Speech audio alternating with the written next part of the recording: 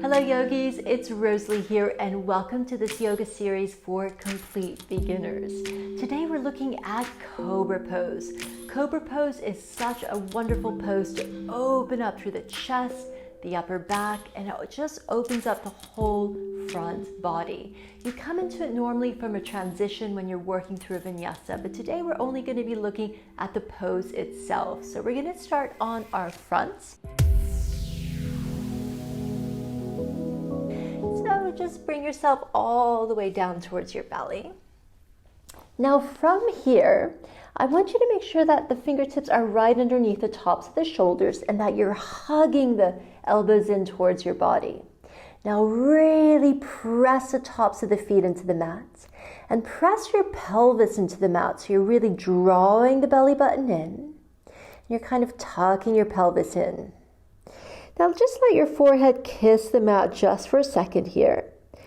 Now I want you to roll the shoulders back and start to bring your shoulder blades together and start to peel your chest up. Now make sure you're really pressing into your hips and into the tops of your feet. Take a nice big breath here. And exhale. Let's do that one more time.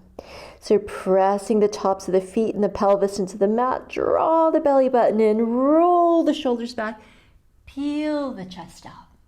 Whilst you're here, make sure your neck is free to move. So make sure there's plenty of space between the ears and the shoulders. Take a big breath here.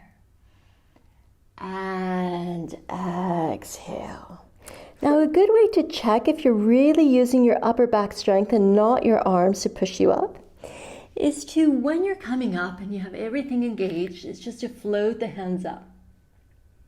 And this is pure back power, nothing from your arms. And then release it down. From here, let's just press ourselves into child's pose just for a moment here.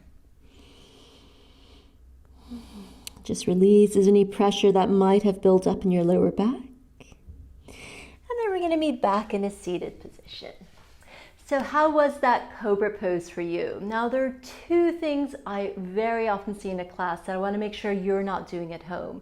And the first is that you're overdoing the back bend. So this is really about using your back strength to lift you up. If you just press your palms into the mat to bring you all the way up, then you're not building up the strength that you need in your back. So really come up, as I showed you, just enough to where you can float your hands up, and eventually you'll build up the strength to come up even higher. Now the second thing I want to make sure you're not doing is scrunching your shoulders up towards your ears. Don't do this. Drop your shoulders down, slide the shoulder blades down your back. So think about having lots of room between your ears and your shoulders.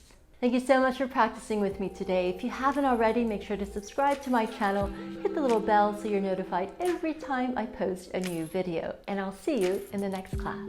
Snap a picture of yourself and post it on Instagram and tag me at Rosie Yogi so I can see how you did in your toes.